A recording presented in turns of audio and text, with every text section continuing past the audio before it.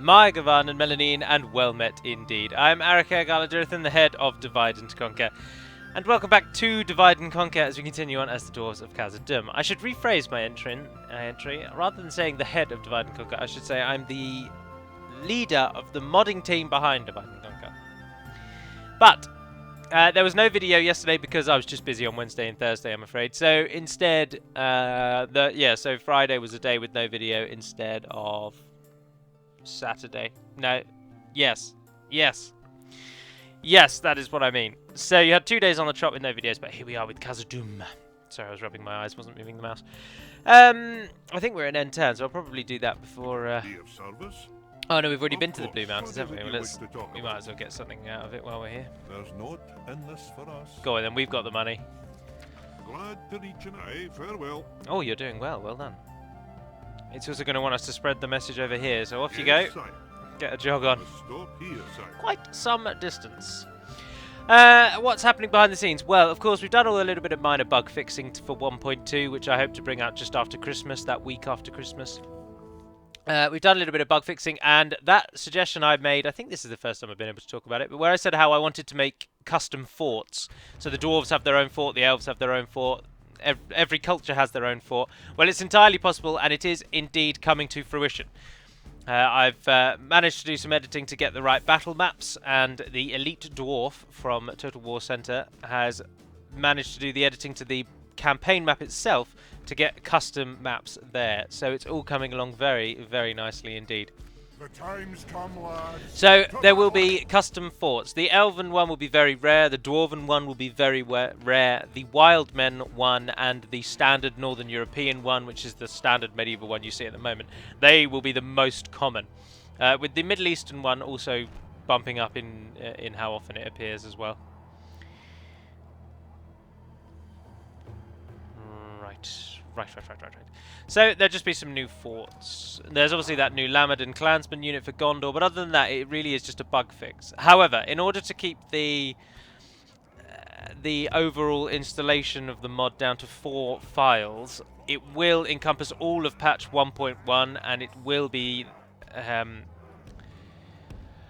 it won't be a small little hotfix. It will be as big as the last patch was, with a little bit more. Because, as I say, this is hopefully going to be the last patch for some considerable time. Oh, I didn't move those forward. There we are. So that's where we are at the moment, and it should all hopefully come to you all, as I say, next, well, a little over a week. And it certainly will. I mean, there's no point in saying that it won't, because in that week after Christmas I'll get around to doing the final bits, and hopefully by then the elite dwarf will have done all of the bits and bobs that he wants to do with the forts, and with he's got some other plans as well. So the elite dwarf, if you are listening, and if I haven't yet posted a message on Total War Center, you've got until the day after Boxing Day, really. That's the day I'd probably sit down to start doing it all. So that's where we're at. We might need to get our general involved this time, actually, because this is going to be a tough battle, I just suddenly thought. Speed it up. Oh, and they're in a really stupid place. Curses.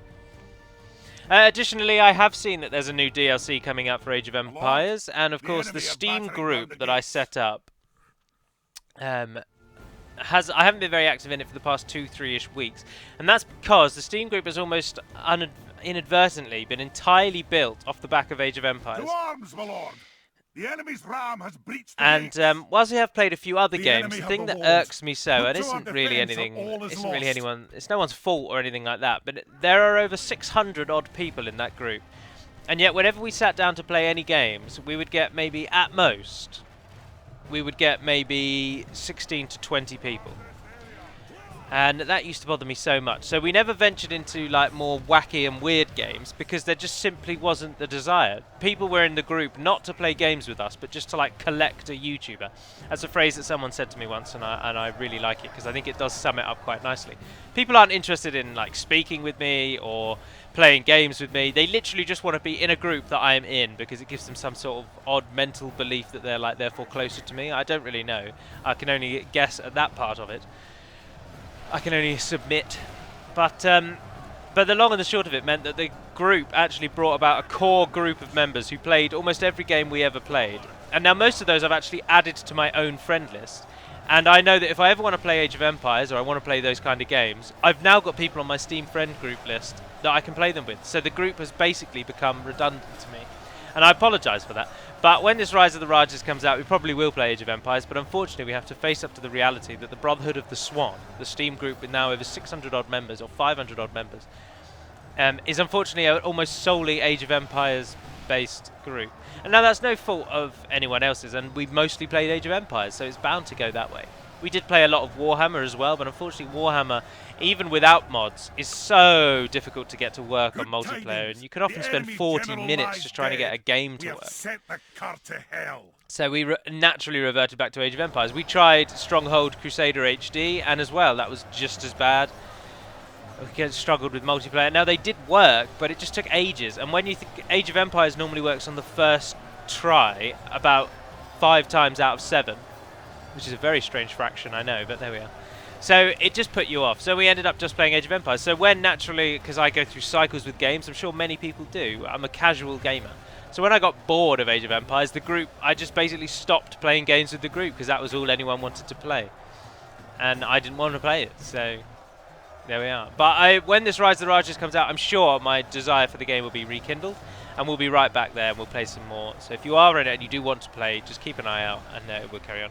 Of course, there's also the side games that I didn't play, run by Aerofrode, the CK, the Paradox Grand Strategy games, which he's continued to run, and they've got enough numbers to at least run, so kudos to him for that. But there we are. So anyway, so all I was saying is there is another Age of Empires game coming out. And on the 19th, I believe. Well, not another game, sorry, another expansion. And I think it looks pretty good. I like the art design. I think that's pretty cool. It's an area of the world that's very, I would say, unknown to most of the world. I doubt many of the, well, I say most of the world, I mean, of course, the West. I doubt it features very heavily in the curriculum of the West of the history of that area of the world. Indeed, even in England, where the Empire, the British Empire, controlled Myanmar or Burma for a great amount of time. And indeed, it was even a theatre in World War II that was defended by Slim, Viscount Slim.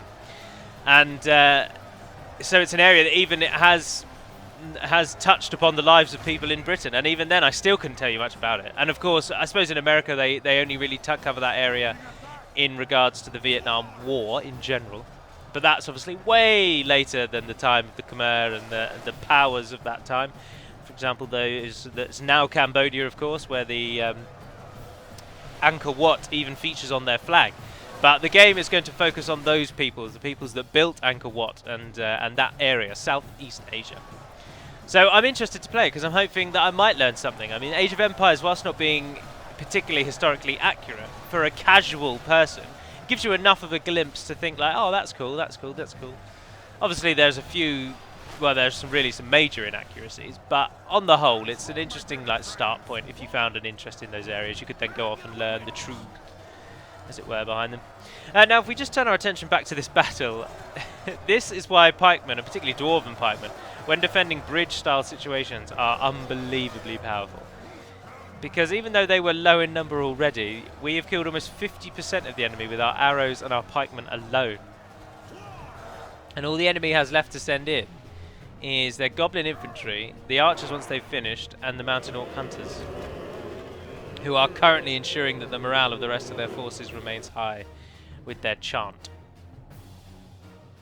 Check there's no one out here. No, there isn't. Oh dear. I don't think you really need to be in shield wall, and I think we could probably speed it up now.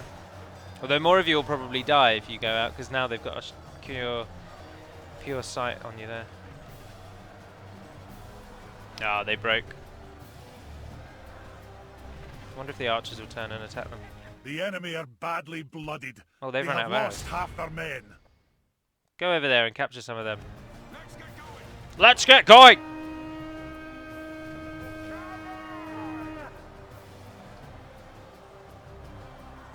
In another totally unrelated area, but another point that I can just ramble on about. I'm currently on book 9 of the Honor Harrington series, which was recommended by a generic webpage that I was reading about when I was traveling in China, I believe, because I was looking for books similar to The Lost Fleet, and Honor Harrington series was suggested, and I'm thoroughly enjoying it.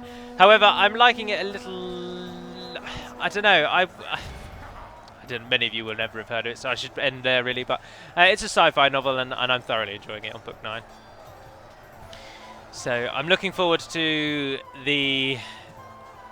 because I kind of know the general plot, spoiler alert, I know that the Messan alignment, or Messan something, is going to become a chief enemy, and that the Havenites and the Manticorans are going to unite. Apologies, massive spoiler alert there.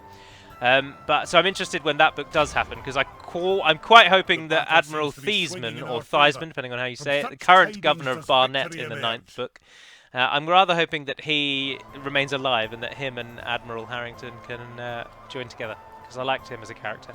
I also like Admiral Torville quite a lot as well. He's very good. But you like them to a point that you kind of want them to defect.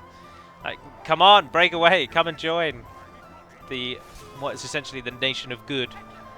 Although this is a totally random point, and it's something I will just, as I say, many of you have never even heard of it, and it will mean nothing to you.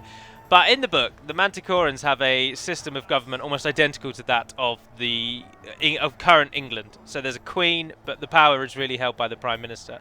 And there's an opposition to the Prime Minister. In the moment with us, it's Conservatives are in power and Labour are the opposition. And for them, it's the Cromarty government are in power and the Conservative something is the opposition, I believe. But in a time of war, when the very fate of your nation is at stake, obviously it is a slightly different beast to England, but in World War II, when our nation's fate was at stake, Winston Churchill led a kind of forced collaborative government.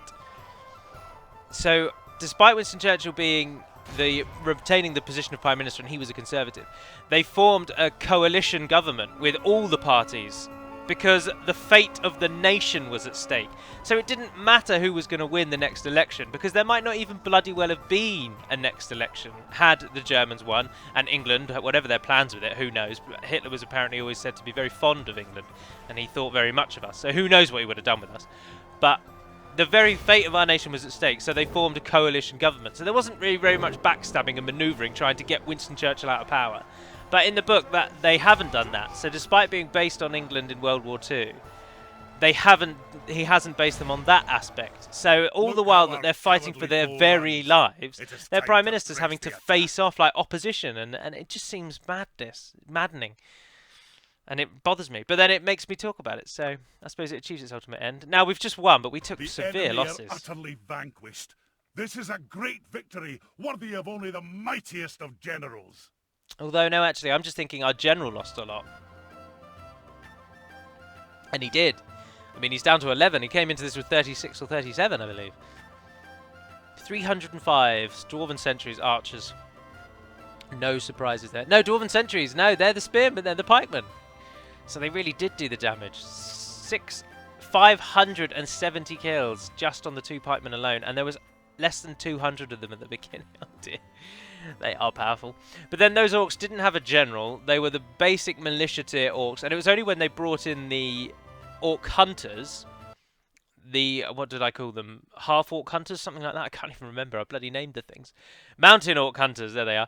It was only when they brought those in that they started to actually kill us. As you saw, our troop numbers started to decline rapidly. So if the Misty Mountains just shifted... Ah, the barracks event has arrived. Turn 66 for me. Perfect. Perfect. Oh, that's not so perfect, actually, because now that very thing that I've just said the Misty Mountains should do, bring in stronger units, they're now going to be able to do. So, actually not perfect. But we have got Barlin, and as the western side is far more pressed than the eastern, I'm going to send some troops over with him. So, if you please recruit something new. And what are you building as well? You're 2 turns away from having finished your... Which is only going to help the enemy out, actually, isn't it? Ugh. Bugger. They're going to be able to traverse this down to Baruk fast. Oh, and they've turned Baruk into a town. Buggers. Oh, we can recruit new units in only one turn as well. Oh, and I'll take a spy off your hands. I don't think we've got a spy, have we? No. Very, very productive turn. I'm very pleased with that. The enemy will come again. There's no way around that. Let's merge those ones together and retrain what we can. Oh, look at the amount this place can recruit. Fantastic. So, like, places like that will become an elven fort, although the elven fort, I'm afraid, is nothing splendid. It's going to be a wooden barricade-y style fort. But then the elite dwarf says that he knows how to edit battle maps as well. So I might give him a task. Well, in fact, I hope to. This very evening. You're watching this tomorrow, aren't you, on Saturday? That fort there will become a dwarven fort. The possibilities will be endless. Also, what I hope to do is, I don't want to put anything in writing yet, but the Melkor video that you're all desperately awaiting, I hope to do in the week after Christmas. Also, I hope to do the updated faction videos starting in 2017, and so there'll just be small little videos covering the major changes from the original faction overviews. Mostly it's just units, but a couple of factions are totally different in how they operate. So much so that I may even turn their old videos as to unlisted or remove them from the channel and replace them with entirely new ones. Because people like Harad have totally changed. With the introduction of Canned, the introduction of the entirely new system that we've given them, a few units have been added, a few units have been removed. So, did I say Canned? Or I mean Harad. So Harad have got a totally different one. So they'd need to be changed. And the Anduin as well, as someone pointed out the other day, Anduin are now completely different to the overview video I gave them. So a couple of them will probably get brand new videos, but most will just be updated slightly. So do stay tuned for all of those. Oh, look at those all trained. Perfect. Although I don't really need them, so ship them out to the other side. 1, 2, 3. We don't really need them either, actually, in all honesty. But we do need to send some troops away. We need some people to head south because we're not going to hold Dunland. Dunlarak might hold. I mean, it's a big if. It's a big might. Yes, my king. Sire, no further at this Cheeky little dwarven diplomat. So we do need to ship forces out. Aye, my liege. I'm gonna so we will do that. I'll take you and you and you because you've got experience. March. You've got defense as well. So I've left you with a minute garrison, but at the minute I'm pretty sure you're safe. The elves should be able to deal with that orc army down there. I'm gonna take. I'm gonna leave behind the 2 spears because they did the most. My king. Well, leave. Yeah, they're retraining, aren't they? Barlin. I'll leave behind those 2 units of spears and those 2 archers there, and I'll take. No, take that one and leave that one. Barlin lead this ramshackle group, because that should be more than enough to defend. With what was just able to defend. Ah, and we can now get the Hall of the Seven. Let's prioritise that. Costs about 2 grand, but we should have enough to build it. We'll sweep down and we'll hit the bloody Dunlendings. Oh, this campaign is testing. Another end turn. But the not big news, but Christmas is obviously, I have a big family. I've probably never said that. I don't know if I have. I have 3 sisters. They've all got partners. 2 of them are married. 1 of them's about to be. So they've got kids. We're a big family. My girlfriend, of course, Jess, Little Blue Ferret. We've been together 8 years. I had to spend Christmas with her as well. So basically, this is a long way of me saying that Christmas is going to be basically a hiatus. I won't do any videos. I won't record any videos from next Friday, Saturday, Sunday, Monday, or Tuesday. All 5 of those days will have nothing. So that I'm just basically going to write off that whole week, which is why I'll look to do the Melkor video, and because I'm also going to get the mod out, so I'll do another installation video. But to kind of offset that as well. I'm going to do 1 hour-long videos for this coming week. So they will mark Christmas, but they will also be because the week after there will be no standard videos. Because I don't want some of them to be 1 video ahead of the others, because it helps me out that they're all the same number. So whilst I probably could kick the videos off towards the end of the week. Oh no, I suppose I probably could, couldn't I, actually? No, there will be videos, yeah. Because I've got that week off. And if we just shift the 2 days off for that week to the beginning of the week, then the week can go as normal. So there will be videos, so ignore that. But this coming week, I will do hour-long specials of each campaign. Starting on Monday with Angmar. So I hope you enjoy those. Oh, no, I've totally changed my mind. Stop. Because I'm going to do videos after Christmas. After Christmas, you will get, hopefully, a Melkor video. You'll get hour-long videos of each campaign. And you will get patch 1.2 and the installation video for that. And that will all come the week after Christmas. So this coming week will be a normal week. They'll be 30 minutes to 40 minutes long, depending on how much time I've got. But the week after that, they will minimum be an hour long. I don't want to do anything more than that because I think it gets a bit extreme. But I've just thought all that up on the fly. This is why the channel will never be massive, you know. I'm just not as straight as the others. I don't write everything down and make sure I don't make any flaws, don't have any problems, don't say any of the wrong things. I have nothing to say. I'm just not bothered. Just say it as it comes to me, Ed. Ah, bugger. Oh, are we actually making no money because it's building? Yes! I can't wait. We don't need to have Dwarven culture to get any of these, although I think it has to be built.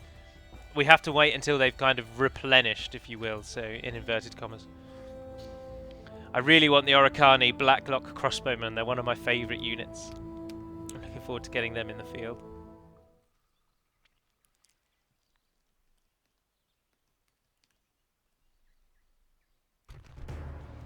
Lachan. We are 2-to-1 outnumbered, but we're not very dwarven. If we do win this, it will be phenomenally useful, but I really don't hold out much hope. Oh, and Lord Blaine is our faction heir. That's why he's called Lord. Bugger. Let none live alive, lads. Slaughter! This campaign has been a lot more defending than I thought it would need to be. I thought it would be a whitewash of Dunland. Khazad 9. Our foes appear to be gaining the upper hand in this battle. To the defense! Exclamation mark. Start deployment. Why aren't we defending from that fort-looking structure over there? Oh, that's cool. Couldn't tell you what it is, but it's cool. Just looks like a castle, doesn't it? It just looks like an old school castle. Interesting crenellation placement there. You could easily get a ladder there and then you're in. Or that's like the worst, a spy or an assassin or anyone could get in there. Vagabonds, thieves. But here we are, the bulk of our town.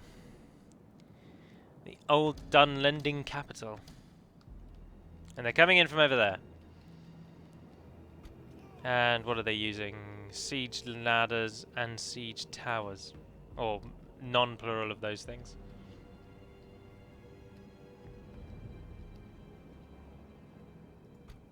Our archers will be completely useless if we keep them on the wall. They'll just die. That's all that I'm thinking. If we put them on that sort of hill there, though, they can fire into the units as they come through the gate quite nicely.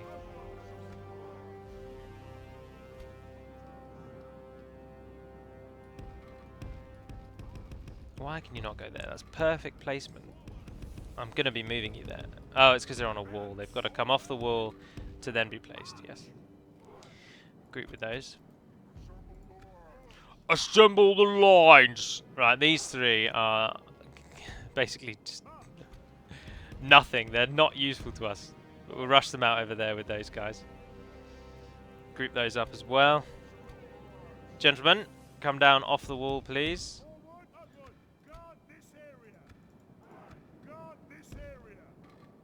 I want you to kind of cover this side, but leave a gap so the archers can fire straight into the enemy. And we'll put someone like you in the way up here just to block any attempts to reach the archers first. Move you there, you're going to be joining. You're already in it. Whoops. Ah, yes, we've got a perfect line up to do what I'm hoping to do here. You come on this side as well. And then if need be, we can also flank in with you guys. Leaving our general, we'll knock him back a bit.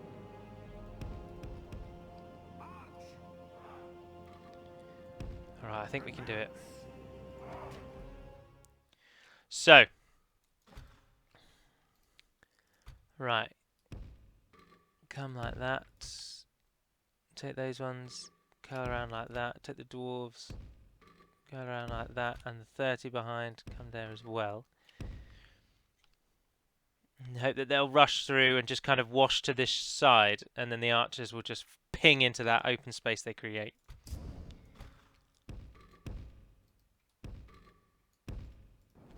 Times 6. Speed it up. To positions, please. Yes, that is perfect. Hold your positions. The enemy have ladders at the walls. Repel the attackers. Give them steel. Curses! The enemy are battering down our gates. Our cunning foe has reached our walls with a siege tower. We must repel the invaders. Get the gate down before the cavalry gets into position, or their cavalry might be inclined. Oh, I didn't tell them not to fire. The enemy's ram has breached the gates. They've wasted so many arrows already. Oh, idiots. Best laid plans.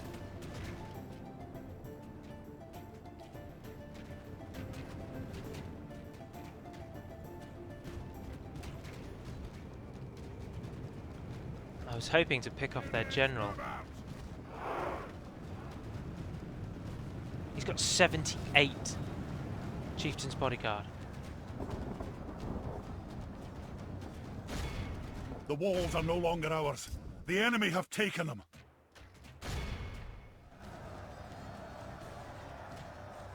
Pray something changes in the course of battle, for defeat seems almost certain. Ah, why aren't you just doing what I just told you to do? Yeah, they're doing it.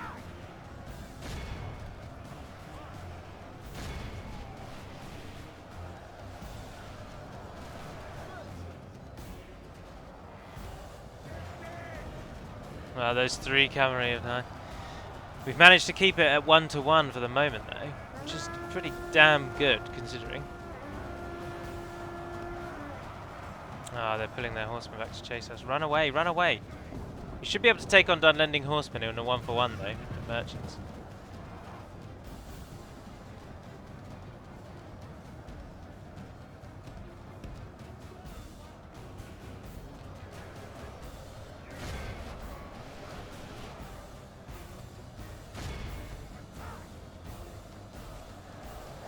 Firing into that gap there, yes.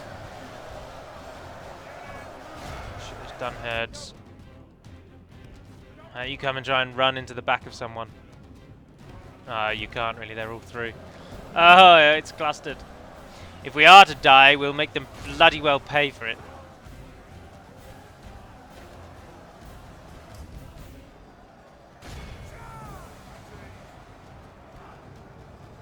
Really, really, really wasted so much of our plan because I forgot to turn them off fire at all. I feel foolish.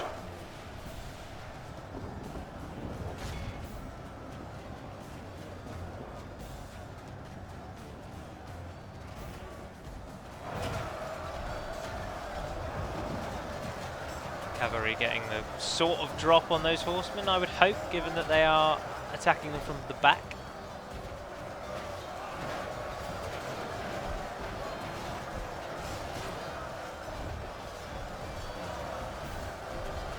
Yeah, I think they are. The enemy's getting pushed out by someone.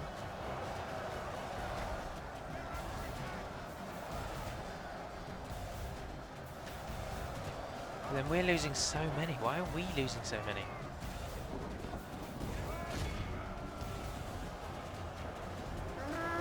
Surely out there on the open field you've got the drop on them. Come on. The towers are even helping you. Let's cluster here then. Dwarves aren't doing anything to assist.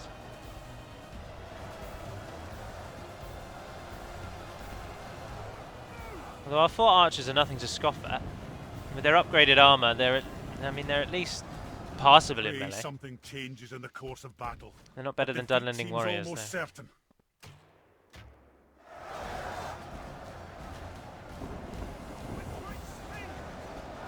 No, I don't think we're losing our cavalry. Oh no, they are. They're sort of edging it.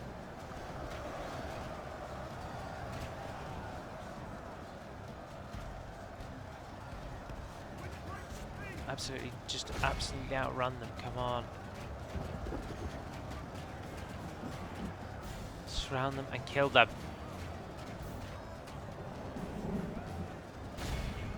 Oh, they're surrounding us. No!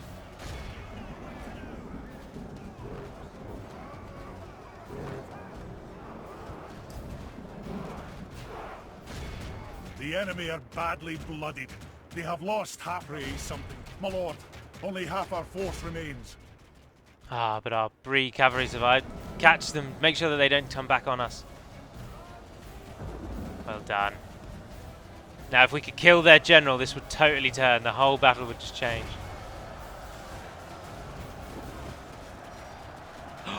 We just got a rout. We just got a huge rout. Press! Press!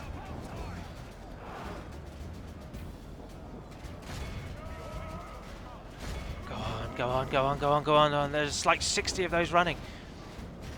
Ah, loads of them are running. The archers!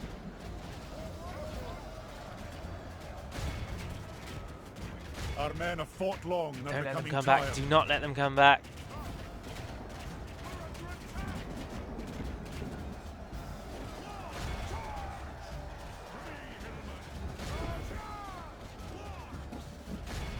Ah, no, but look how outmassed we are. We've pushed right through. Oh, we've just been now too zealous.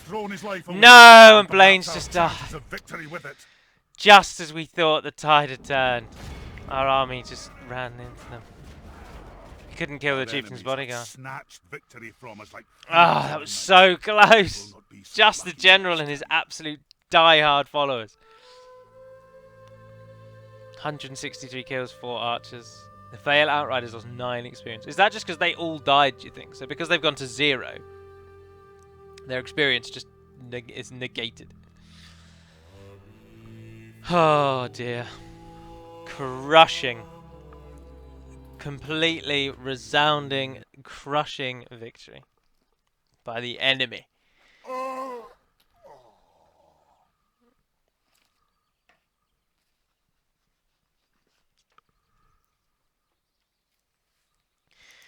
This episode is going to be called Pyres, and it will make sense at this point, however many minutes in this is.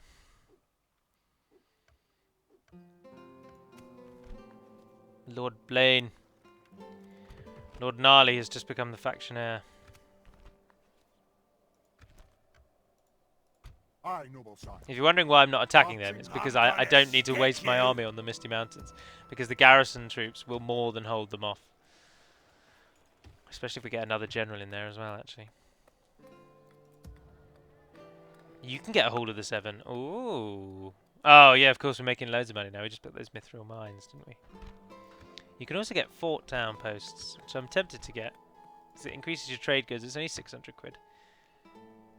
Similarly, the grain exchange. I think it's time we start thinking about a baluster. I'll take an armourer once you're done, though. After this turn, Barlin can break free and head south. This time, as Baruk now is actually a town, we may be able to hold it easier. I think we'll try and hold there, try and consolidate that. Dunland have been given back their capital, the lucky bastards. With our mithril mines. Oh, sweet Jesus, we make loads of money. Oh, and the death of all of those troops, actually, I suppose.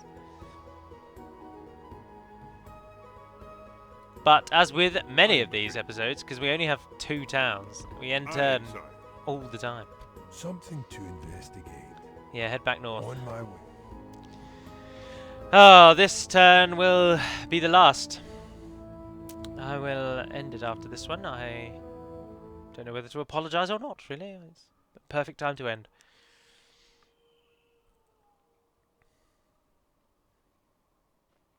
I'm hoping that someone else is attacking Dunland. Someone else must be raising their ire, must be drawing their forces.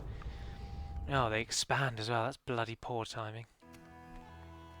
Oh, someone's come of age. Oh, but that means we don't need you. I don't want to have too many generals. They cost money. Whose son are you, Thror? Oh, you're a son of Barlin himself.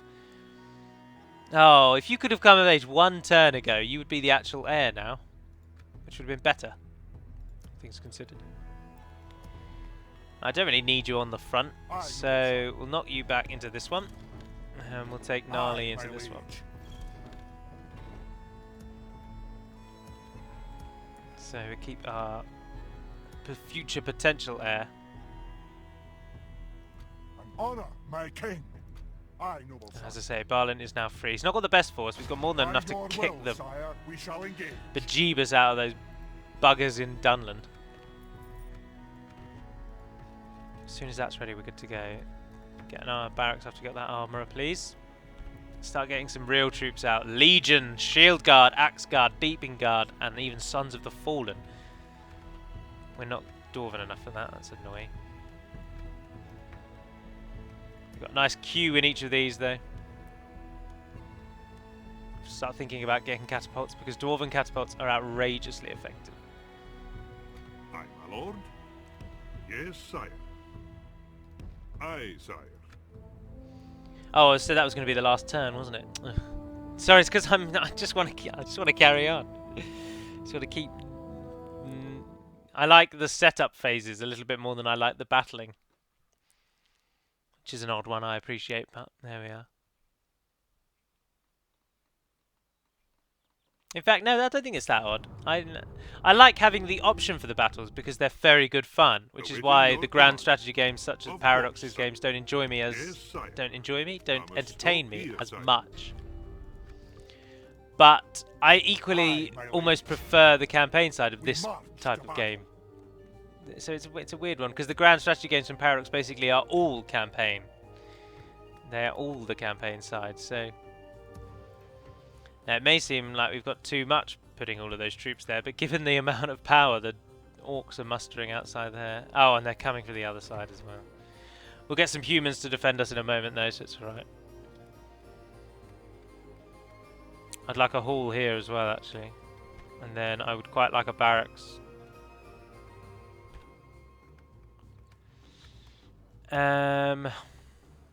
That's going to take 4 turns, 5 turns, 4 turns. We've got like 20 turns lined up there already.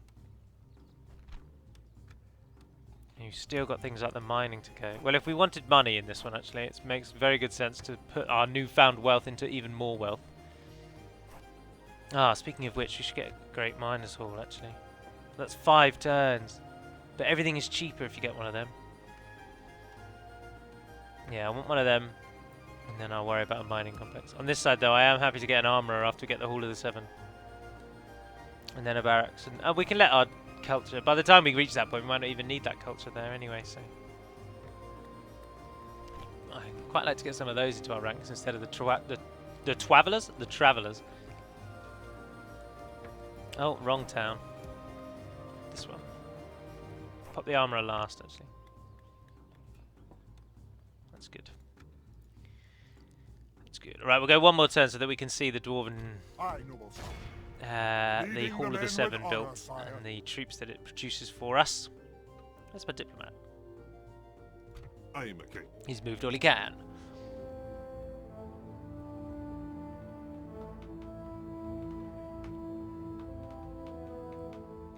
The way that the Hall of the Seven builds for me is the same way it now builds for all of you in 1.2 as well. As soon as the barracks event hits, you can build the Hall of the Seven in either East or West Moria. Khazad-dûm. Oh, they really want Baruk, don't they? My lord. It's lucky because we're heading that way. We shall hear you out, but do not expect much. Really? Your plan seems goodbye. Say that. Look forward to our You've only got like next 6 meeting. regions. Of course, sire. Aye, sire. Alright, the Hall of the Seven is built. And yes, they all come out immediately. Fan-bloody-tastic news. And the barracks is building, and oh, it's all just going well. Right, an army can be assembled then. King's Axes from Erebor. Oricani nobles from the Oricani, of course. Eredluan warriors. Nogrod shield bearers. Eredluan forgers, Dwarven miners. King's warriors. Blacklock engineers. There's that shield that you all want as well, so stop bloody moaning about it. How many can we train though? I bet they're expensive. Oh, we can get the lot. I'm not bothered about those two because they're just basics. They're the equivalent of the engineers for us. But it does show you that there's differences, at least in the stats. So Dwarven Engineers, total defense 12, attack 2, charge 2. Ered Luin, attack 5, charge 4, but their defense is 9, so the most aggressive. And the Dwarven Miners are the in-between. So their total defense is 10, their charge is 3, their attack is 5. But, so the Ered Luin Forgers have got a better charge, but less defense than the Miners. And then the Dwarven Engineers have the least attack, but the highest defense. Now it's important to note that we can only train these units, like, look, it's 33 turns before we can get another set of them. And they're only available in the 2 Khazad-dûms. Excuse my voice cracking. They're only available in the 2 Khazad-dûms, so you can't retrain them anywhere else. So once you've used them, you've used them. And only really the Blacklock Engineers and the Oricani Nobles are true late game units. The King's Warriors are the same as the Dwarven Volunteers, but that we can already train. Same with the Ered Luin Warriors. The Shield Bearers and the King's Axes are after Barracks Event units, but or I think they're pre-Barracks Event, but they're bordering on being... No, they are pre-Barracks Event. Instead of the Shield Bearers and the Axes, we get the Dwarven Sentries. So those are the kind of 3 units at this sort of point. Oh no, look, the Sentries are 11 and they're 15 and... They're the Warriors. I'm on the wrong thing. They're 16 and 20. I don't know, I can't remember the exact makeup of the Ereborian barracks structure. Either way, we're going to have all of those in 4 turns. A little mini army is going to be complete. Which is good, because that should hopefully give us time. I think we should go straight for the mining.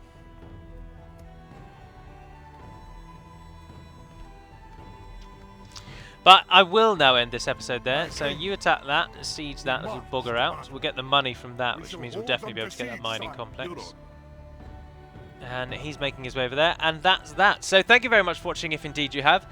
So stay tuned for tomorrow will obviously be the stainless steel, and then a week of normal videos, and then after Christmas you'll get patch 1.2, hopefully Melkor, hour-long videos for the others in celebration of Christmas, despite having a few days off.